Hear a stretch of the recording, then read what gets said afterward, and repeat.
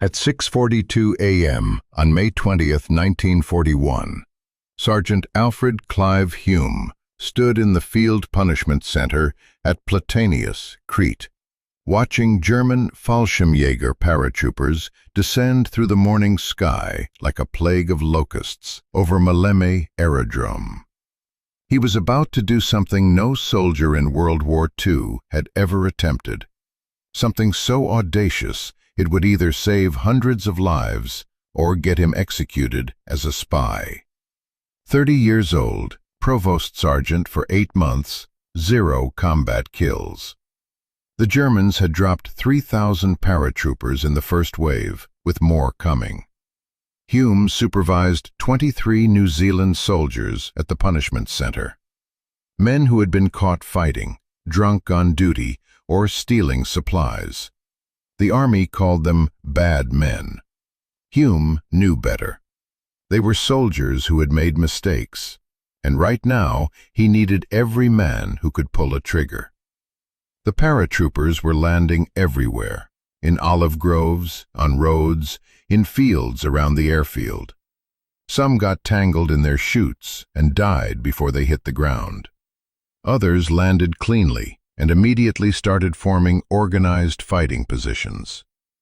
The 23rd Battalion had been on Crete for less than a month. Most of the men had never seen combat.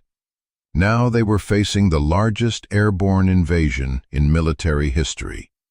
Hulme ran to the armory, grabbed every rifle he could carry, and distributed them to the prisoners. No paperwork, no authorization, no time for questions. The men took the weapons without a word and followed him toward the sound of gunfire. By noon on May 20th, Hulme had led his improvised unit in 3 separate engagements against German positions near the aerodrome. The enemy brought heavy machine gun fire, mortar rounds, and constant sniper harassment. Hulme's group pushed forward anyway, clearing pockets of paratroopers who had established themselves in front of the New Zealand defensive line. 130 German bodies were counted in the area by the end of the day. The sniper problem became clear within hours. German Fallschirmjäger snipers were equipped with specialized camouflage smocks and Karabiner 98 rifles. They infiltrated the New Zealand positions, found elevated cover, and systematically picked off officers, radio operators, and anyone who looked important. Standard infantry doctrine had no answer for this. You could not see them. You could not suppress them with machine gun fire. By the time you spotted muzzle flash, someone was already dead. On May 21st, Hulme was moving between forward positions when he heard the crack of a rifle shot. A New Zealand corporal dropped 10 feet to his left. Another shot. A private went down. Hulme dove behind an olive tree and scanned the ridge line. Nothing. The shooter was invisible. That afternoon, Hulme volunteered to hunt the snipers alone. His battalion commander, Lieutenant Colonel Leckie, approved. Over the next 2 days, operating independently, Hulme stalked and eliminated several German snipers through conventional means: patience, observation, careful movement. Standard counter-sniper work that took hours per target. But it wasn't enough. The Germans kept coming. For every sniper Hulme eliminated, 2 more appeared. On May 22nd, while moving through the Field Punishment Center compound, Hulme encountered a lone German paratrooper who had become separated from his unit. The German was young, maybe 19. He looked lost. When he saw Hulme, he raised his rifle. Hulme was faster. Single shot, center mass. The German dropped. Hulme approached the body.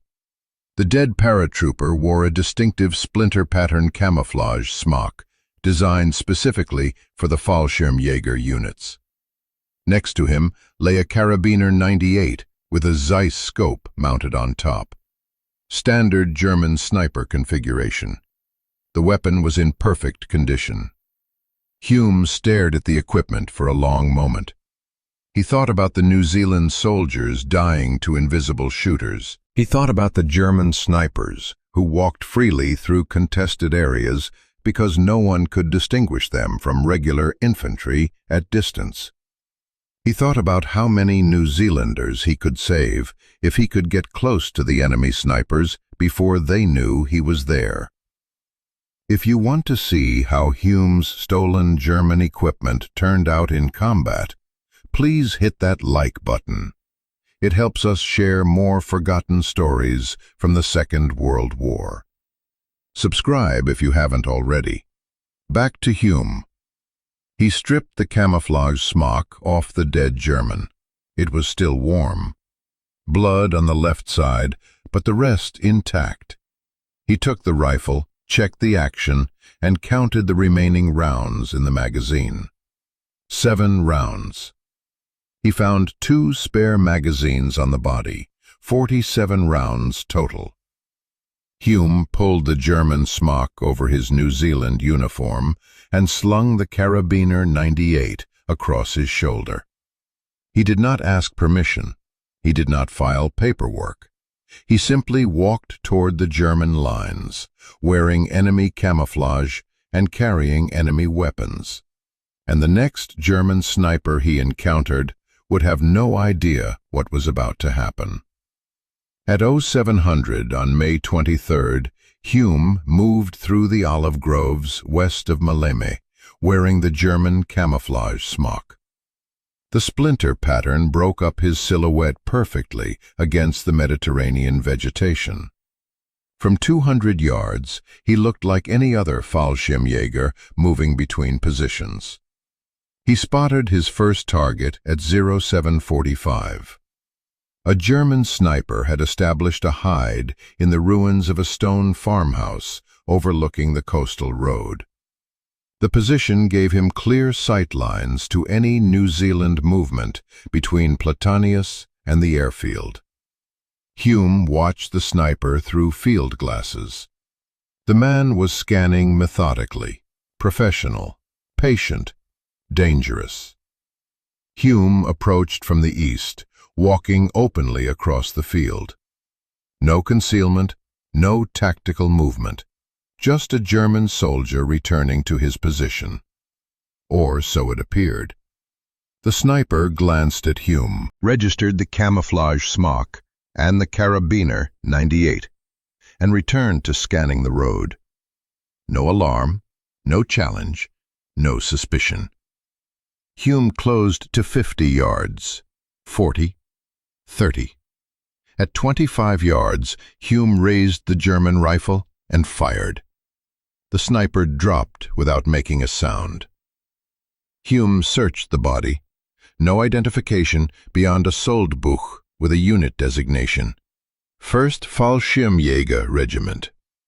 The dead man carried 120 rounds of ammunition, 3 stick grenades, and a detailed map of Maleme Aerodrome with New Zealand positions marked in pencil.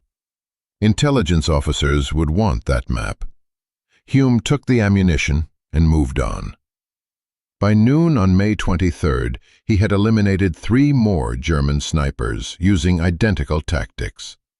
Walk openly, get close, fire once. Each time, the camouflage smock provided the critical advantage. The Germans saw one of their own until the moment they died. No challenge, no warning, just a split second of confusion before the rifle fired. The New Zealand commanders noticed the difference immediately. Sniper casualties dropped. Patrols could move during daylight hours without losing men. Radio operators survived long enough to complete transmissions. Officers could stand upright to observe enemy positions. Nobody knew exactly what Hume was doing or how he was doing it, but the results spoke clearly enough. On May 24th, Hume expanded his operations.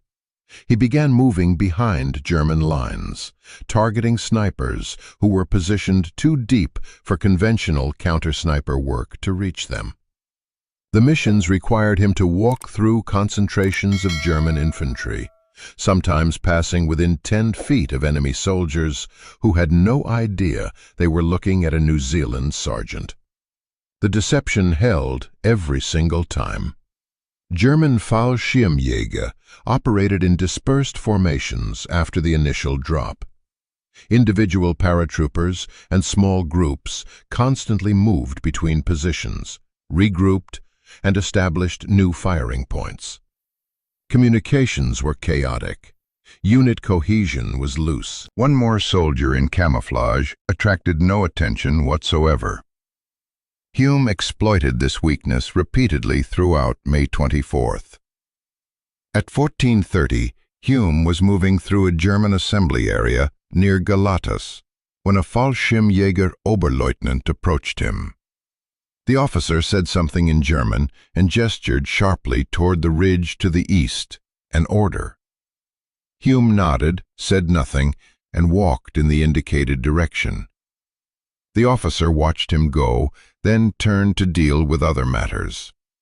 He never realized he had just given tactical instructions to an enemy sergeant who now knew exactly where the next German attack would focus. By the evening of May 24th, Hulme had killed 11 German snipers in 3 days of independent operations. His battalion commander, Lieutenant Colonel Leckie, tried to order him to stand down and rest. Hulme refused. The German snipers were still killing New Zealanders. He went back out before dawn on May 25th.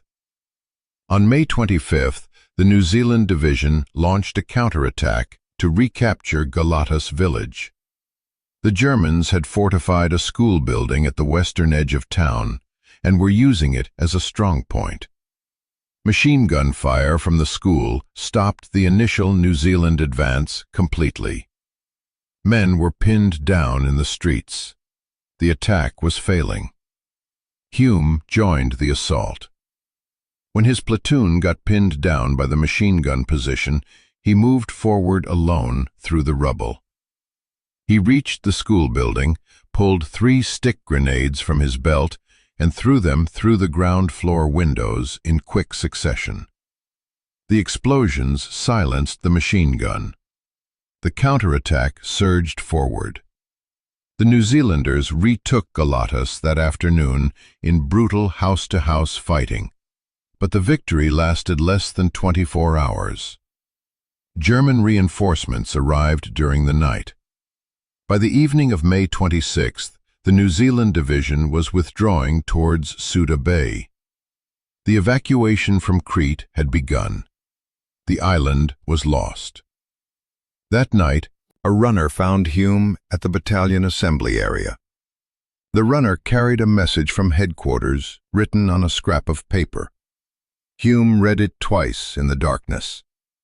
His younger brother, Corporal Harold Charles Hulme, had been killed in action on May 26th while fighting with the 19th Battalion northeast of Galatas. Hulme folded the message, put it in his pocket, and picked up the German rifle. His hands were steady. His face showed nothing, but something fundamental had changed. The withdrawal could wait.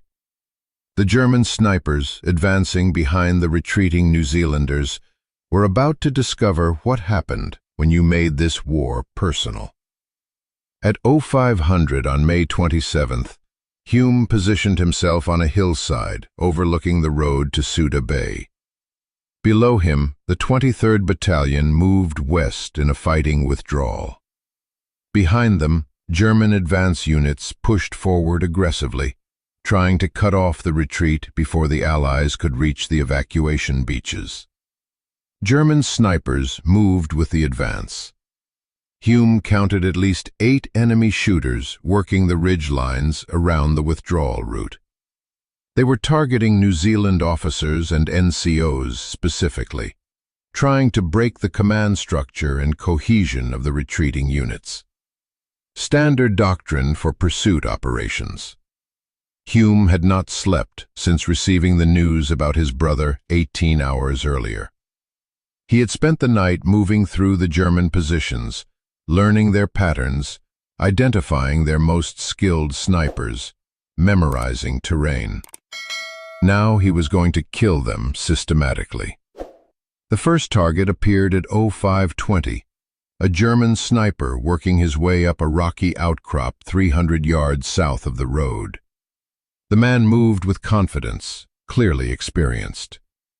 Hulme tracked him through the Zeiss scope, waited for him to settle into his firing position, and shot him through the upper chest. The German dropped backward and tumbled down the rocks.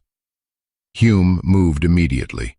Standard counter-sniper doctrine: never fire twice from the same position, or the enemy triangulates your location. At 0615, he killed the second sniper from a completely different angle. At 0730, the third from 800 yards west. By 0900, he had eliminated 5 German snipers along a 2-mile stretch of the withdrawal route. The New Zealand rear guard suddenly moved faster, took fewer casualties, maintained better unit formation. Nobody in the 23rd Battalion knew Hulme was out there. They simply noticed that the devastating sniper fire had mysteriously stopped. At 10:40, Hulme spotted a group of 5 German snipers establishing positions on a hillside overlooking the battalion's exposed left flank. The location was tactically perfect for an ambush. The Germans would have clear, unobstructed shots at anyone moving through the valley below. If those snipers remained in position, the withdrawal would turn into a slaughter. Hulme approached from the north, moving openly down the hillside, wearing the camouflage smock and carrying the Karabiner 98. The Germans saw him coming from 400 yards away. One of them waved. Another shouted something in German that Hulme could not understand. Hulme waved back and kept walking steadily toward them. He closed to 70 yards, 60, 50. At 40 yards, one of the Germans stood up and started walking casually toward him. The man was smiling, saying something conversational, probably asking where Hulme's unit was positioned or whether he had seen enemy movement. Hulme raised the Karabiner 98 and shot him in the chest. The other 4 Germans froze for a critical half-second, trying to process what their eyes were showing them. One of their own had just shot one of their own. It violated every assumption they had made about the situation. Hulme worked the bolt smoothly and fired again. The second German dropped. The remaining 3 scrambled desperately for their rifles. Hulme fired twice more in rapid succession. 2 more Germans down.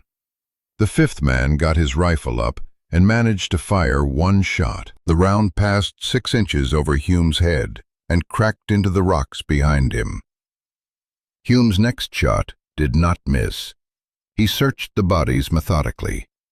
Between them, they carried 400 rounds of rifle ammunition, 2 signal flares, field glasses, and written orders showing they had been specifically tasked with targeting the New Zealand withdrawal. The orders included detailed information about New Zealand unit movements and timings. Someone in German intelligence knew exactly where the retreat was heading. Hulme took the ammunition and the orders and continued hunting. By 1400 on May 27th, his confirmed kill count stood at 16 snipers in 2.5 days. His battalion commander, Lieutenant Colonel Leckie, tracked him down during a brief halt and asked him directly if he could continue operating independently. The German snipers were inflicting catastrophic casualties on the rear guard units. Every sniper Hulme eliminated meant New Zealand soldiers made it to the evacuation beaches alive. Hulme said he could continue. He did not mention his brother. He did not explain his motivation. The colonel gave him written authorization to operate independently for as long as necessary, and to requisition any equipment or support he required. At 16:30, Hulme was back in the field ahead of the battalion, scouting the next phase line of the withdrawal route. The path led through a narrow valley with steep high ground dominating both sides. Textbook sniper terrain, the perfect killing ground. He found 3 German snipers already in position among the rocks, waiting patiently for the New Zealanders to enter the valley. They were well concealed, disciplined. They would have devastated the battalion. Hulme eliminated all 3 before the lead elements arrived. The 23rd Battalion moved through the valley without losing a single man to sniper fire. By nightfall on May 27th, Hulme had killed 19 German snipers in a single day. But the withdrawal was not finished. Tomorrow, the battalion would have to cross even more dangerous terrain to reach Stylos, and the Germans would be waiting with everything they had. At 04:30 on May 28th, the 23rd Battalion began its withdrawal from the defensive line west of Galatas towards Stylos. The route crossed exposed terrain with limited cover. German forces were pressing hard from multiple directions. The rear guard action was deteriorating into a fighting retreat under constant contact. Hulme moved ahead of the main body before dawn, scouting the high ground that overlooked the withdrawal route. The ridge at Stylos dominated the entire approach. Whoever controlled that ridge controlled the road. If the Germans established positions there first, the battalion would be cut off. At 05:15, Hulme reached the ridge and immediately spotted the problem. A German heavy mortar crew was setting up on the military crest of the hill. 4 men, 1 Granatwerfer 34 mortar. They were positioning the weapon to bring direct fire down on the exact stretch of road the New Zealand rearguard had to use. The timing was perfect. The Germans would hit the battalion at its most vulnerable moment during the withdrawal. Hulme was 800 yards away, too far for an accurate rifle shot. He could report the position to battalion headquarters, but by the time they organized a response, the mortar would already be firing. New Zealand soldiers would die while he waited for someone else to act. He moved closer. The terrain provided minimal cover. Hulme used dead ground and rock formations to close the distance. But the final 300 yards required him to cross open ground in full view of the mortar position. He stood up, adjusted the German camouflage smock, and walked directly toward the enemy crew. The Germans saw him immediately. One of them waved, another shouted a question. Hulme waved back and kept walking. Just another Fallschirmjäger checking adjacent positions. The Germans returned to setting up their mortar. At 50 yards, Hulme could hear them talking. At 30 yards, one of them laughed at something. At 15 yards, Hulme raised the Karabiner 98 and shot the nearest German. He worked the bolt and fired again. Second German down. The remaining 2 scrambled for their weapons. Hulme shot them both before either one could return fire. He approached the mortar position and examined the weapon. The Granatwerfer 34 was already assembled and aimed. Stacked ammunition boxes contained 60 mortar rounds, enough to devastate an entire battalion during a withdrawal. Hulme pulled the firing pin assembly from the mortar, threw it down the hillside, and kicked the ammunition boxes after it. From the mortar position, he had clear observation of the surrounding terrain. He scanned the ridgeline with field glasses and identified 3 more German snipers moving into position along the western approach to Stylos. They were establishing a coordinated kill zone to engage the New Zealand rear guard from multiple angles. Hulme worked his way along the ridge toward the first sniper position. The German was focused downrange, watching the road for targets. He never saw Hulme approaching from behind. Single shot. The sniper pitched forward. The second German sniper was 200 yards further west. Hulme used the same approach. Walk openly, close the distance, fire once. The sniper dropped. The third sniper was more alert. When Hulme was still 80 yards away, the German turned and looked directly at him. For a long moment, the two men stared at each other across the distance. The German's eyes moved from the camouflage smock to Hulme's face to the rifle in his hands. Something registered. Wrong face. Wrong expression. Wrong stance. The German swung his rifle around. Hulme fired first. The German went down, but managed to get off one shot as he fell. The round hit Hulme high in the left shoulder and spun him sideways. He dropped to one knee, worked the bolt, and fired again to make sure the German stayed down. Blood soaked through the camouflage smock.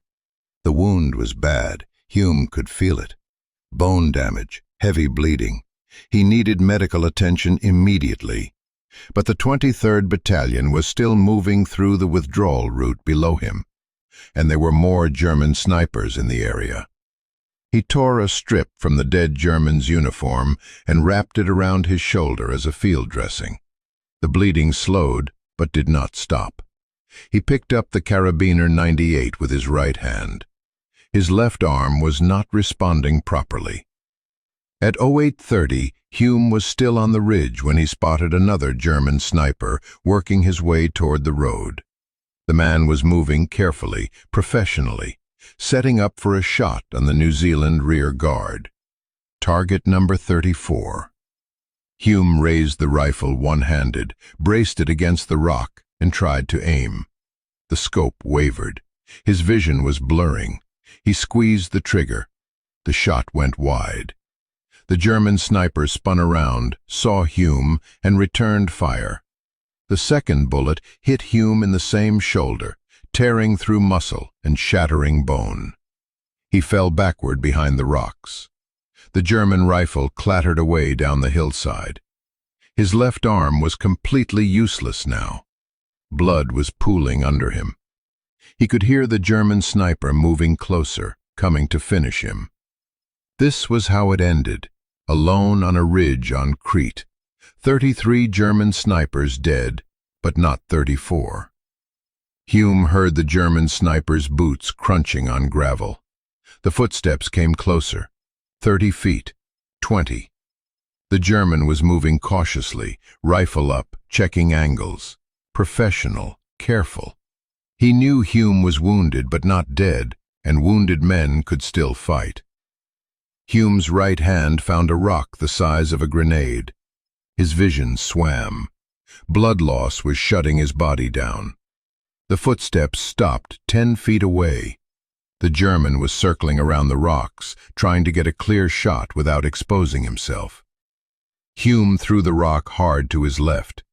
It clattered against stone 30 feet away. The German spun toward the sound and fired twice. In that moment, Hulme rolled right, grabbed the loose stone with his functioning hand, and hurled it directly at the German's head. The impact was not lethal, but it staggered the man backward. His rifle dipped. Hulme lunged forward, driving his weight into the German's legs. Both men went down. The sniper tried to bring his rifle around. Hulme grabbed the barrel with his right hand and wrenched it sideways. The German pulled a knife from his belt.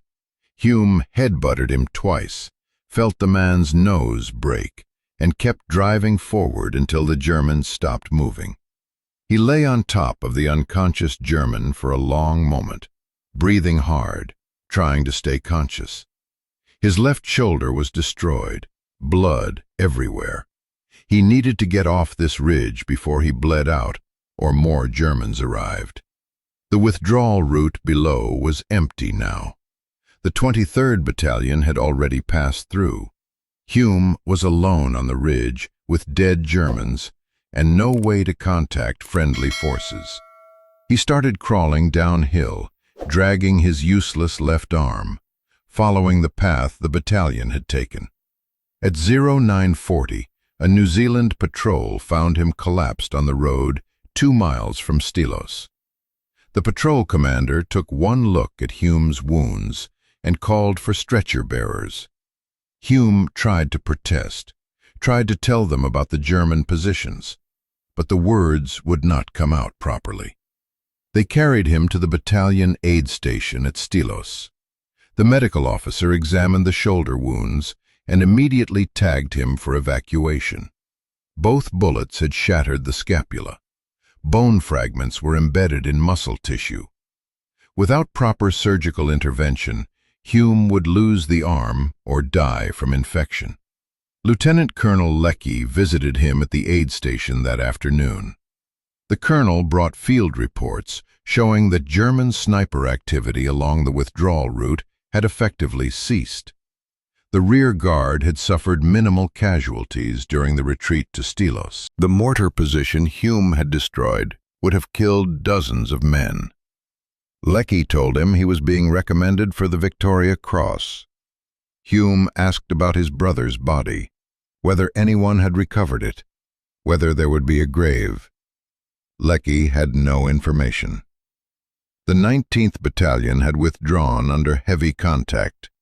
Many dead had been left behind.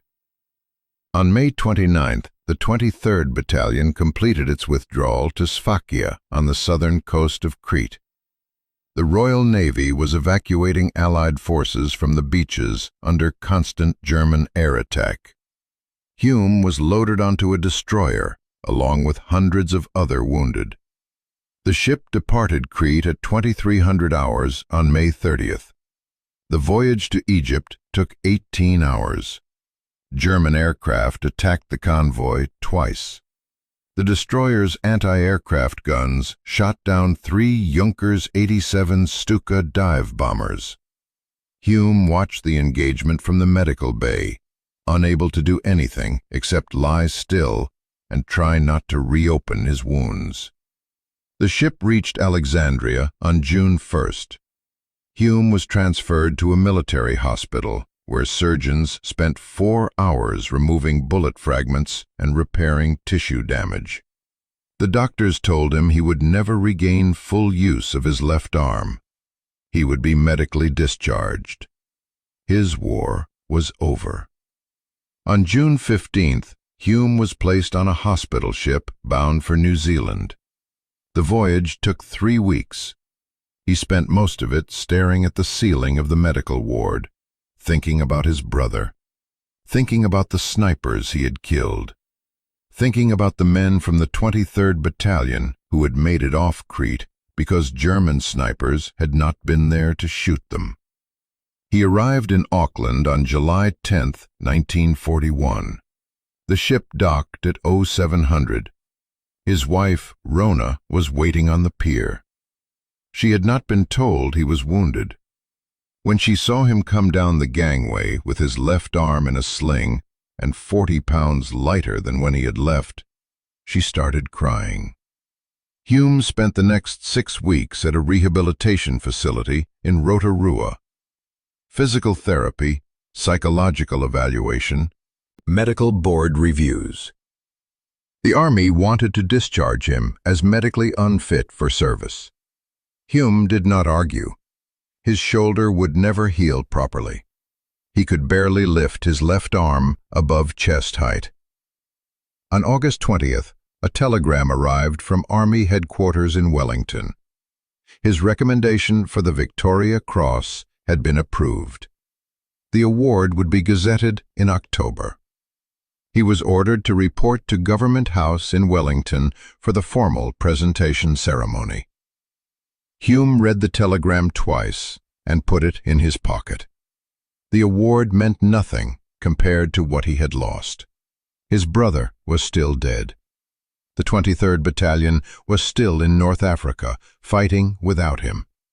And 33 German snipers were still dead on a Greek island that the Allies had abandoned. The question nobody was asking was whether any of it had mattered, whether killing those snipers had changed anything, whether his brother's death had meant anything, whether Crete had been anything except a catastrophic defeat that cost thousands of Allied lives for no strategic gain whatsoever. On October 10, 1941, the London Gazette published Hulme's Victoria Cross citation. The official text documented his actions between May 20th and May 28th, leading counterattacks at Maleme, destroying the machine gun position at Galatas, eliminating 5 snipers at Suda Bay, killing the mortar crew at Stylos. The citation noted that 33 enemy snipers had been stalked and shot. It made no mention of the German camouflage smock or the deception tactics. The New Zealand press ran the story on page 1. National hero, Victoria Cross recipient, farm laborer from Dunedin, who had single-handedly hunted down German snipers behind enemy lines. The newspapers loved it. The public loved it. Hulme hated every minute of the attention. On November 7th, Hulme traveled to Wellington for the formal presentation ceremony at Government House. The Governor-General, Cyril Newall, pinned the Victoria Cross to his uniform in front of assembled military officials, politicians, and journalists. Photographers took pictures. Officials made speeches about courage and duty and the finest traditions of New Zealand military service. Hulme stood at attention, said nothing, and thought about his brother lying in an unmarked grave somewhere on Crete. After the ceremony, a reporter asked him how it felt to be a hero. Hulme said it did not feel like anything. The reporter asked him to describe the moment he decided to take the German equipment. Hulme said there was no moment. He saw an opportunity and took it. The reporter asked if he had been afraid. Hulme said everyone was afraid. The reporter kept asking questions until Hulme walked away. On February 17, 1942, the Army officially discharged Hulme as temporarily medically unfit for service. His left shoulder had not healed properly. Range of motion was severely limited. He could not carry a rifle effectively. The medical board concluded he would never be fit for combat duty again.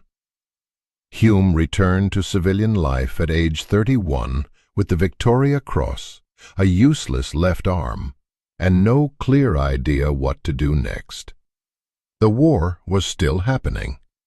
The 23rd Battalion was still fighting in North Africa. His friends were still in combat, while he was home getting his picture taken at civic ceremonies. In May 1942, the government recalled him for home defense service, non-combat duty, training recruits, administrative work. He spent 15 months teaching young soldiers basic infantry tactics before being discharged again in September 1943. He reached the rank of Warrant Officer Class II. After the war, Hulme moved to Pongakawa near Te Puke in the Bay of Plenty.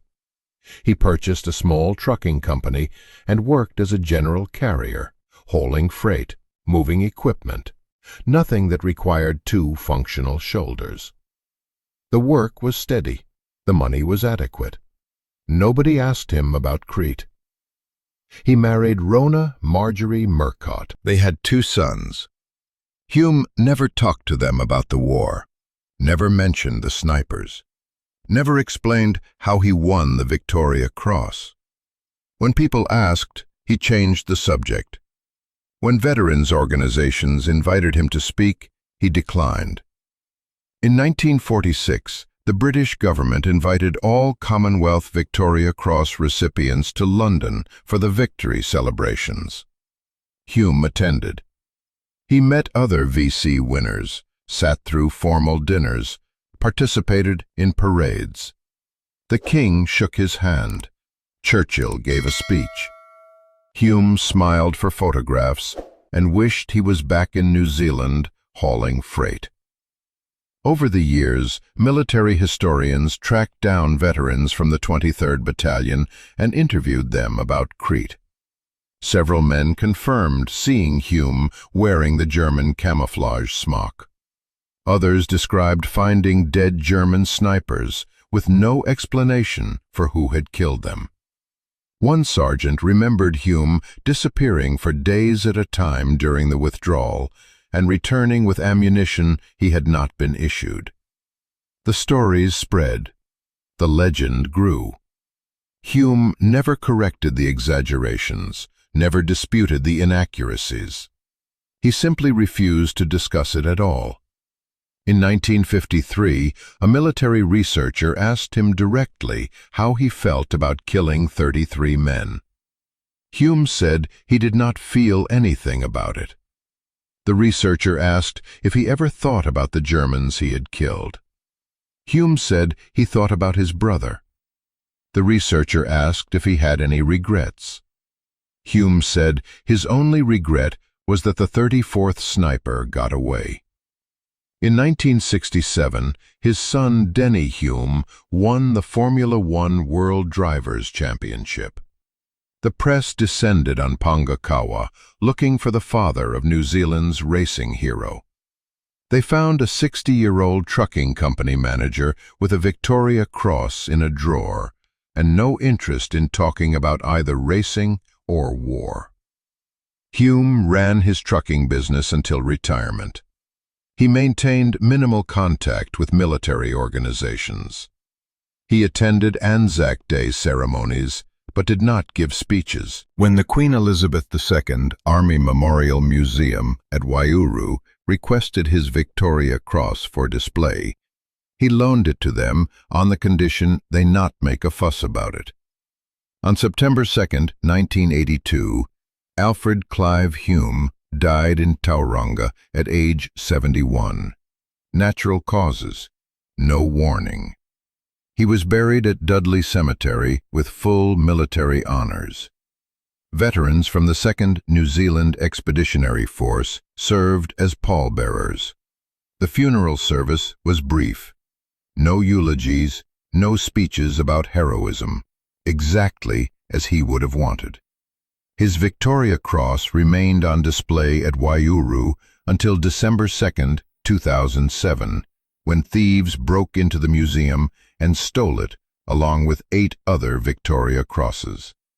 The theft generated international outrage. British Lord Michael Ashcroft and New Zealand businessman Tom Sturgis offered a $300,000 reward. On February 16, 2008, police recovered all 9 medals undamaged. The question remained, what had Hulme really accomplished on Crete? 33 dead snipers, dozens of New Zealand lives saved, a Victoria Cross. But the Allies had still lost the battle. The island had still fallen, and his brother was still dead in an unmarked grave. The Battle of Crete lasted 11 days. From May 20th to May 31st, 1941, Allied forces fought a losing defensive action against the largest airborne invasion in military history. When it ended, 3,500 Allied soldiers were dead, 12,000 were captured. The survivors evacuated to Egypt. German casualties were severe. 4,000 dead, 2,500 wounded. The Fallschirmjäger divisions never fully recovered. Hitler banned large-scale airborne operations for the rest of the war, but Germany held Crete. The Allies did not. In that context, what Hulme accomplished seemed insignificant.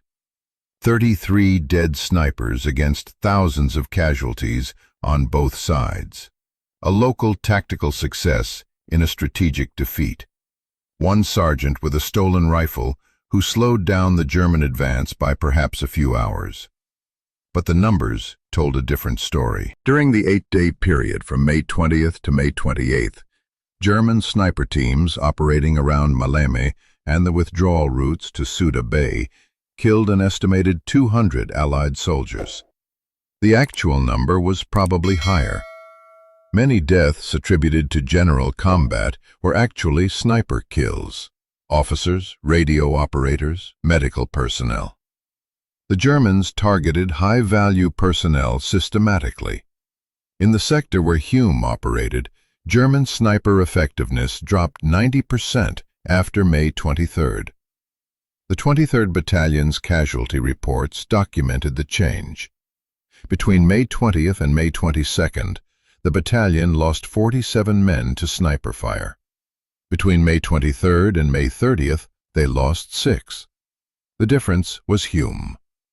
33 confirmed kills in 8 days worked out to slightly more than 4 kills per day. That rate placed Hulme among the most effective counter-snipers of the entire Second World War. Soviet sniper Vasily Zaitsev killed 242 Germans over several years on the Eastern Front. Finnish sniper Simo Haiha killed 505 Soviets during the Winter War. But both men operated in conventional sniper roles over extended periods.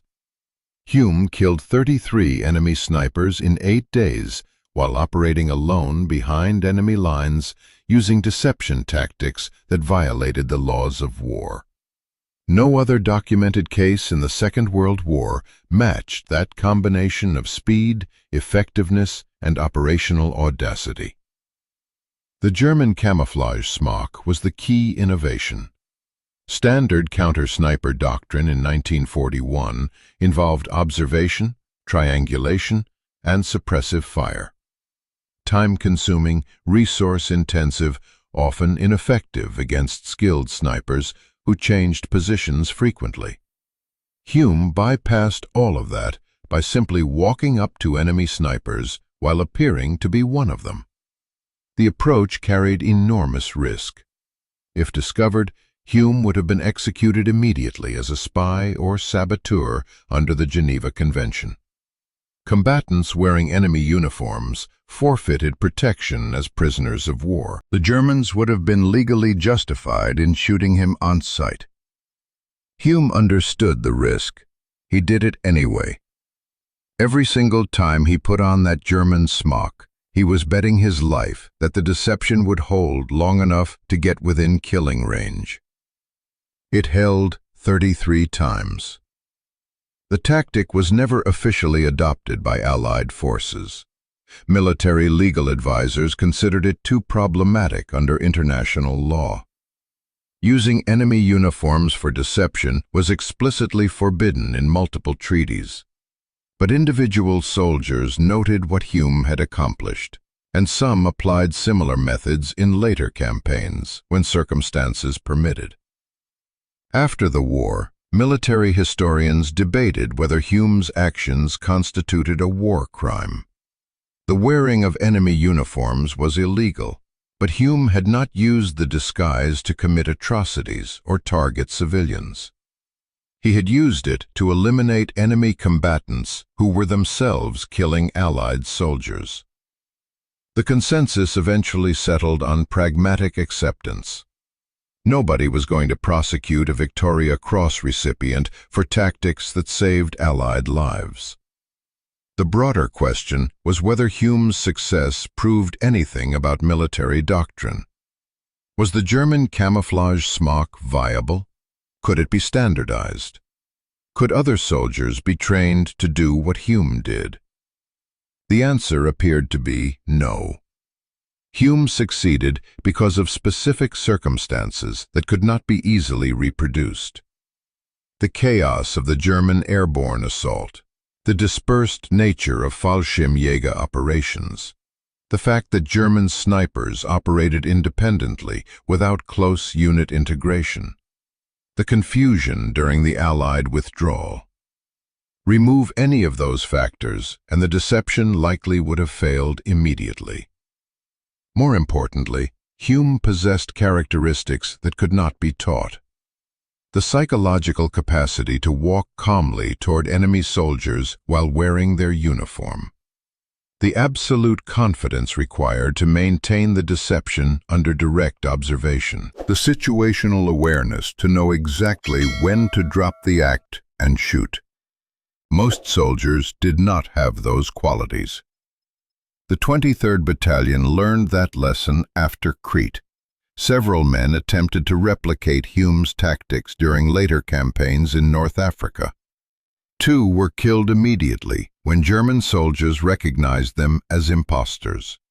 A 3rd was captured and executed. The battalion issued orders prohibiting the use of enemy uniforms. Too dangerous, too unreliable, too dependent on individual skill that most soldiers did not possess. So Hulme remained unique. 1 sergeant, 8 days, 33 dead German snipers. A tactical innovation that worked once under specific circumstances and could never be repeated. But for the men of the 23rd Battalion who survived the withdrawal from Crete, that one unrepeatable success was enough. They knew exactly how many of them would have died if Hulme had not been on those ridge lines, wearing a stolen German smock and carrying a dead man's rifle. The official Victoria Cross citation for Sergeant Alfred Clive Hulme contained 163 words. It described his actions between May 20th and May 28th, 1941, leading attacks at Maleme, clearing enemy positions at Galatas, destroying the mortar crew at Stylos. The final line noted that he had stalked and shot 33 enemy snipers before being severely wounded. 33. That number appeared in every historical record, every military database, every biography.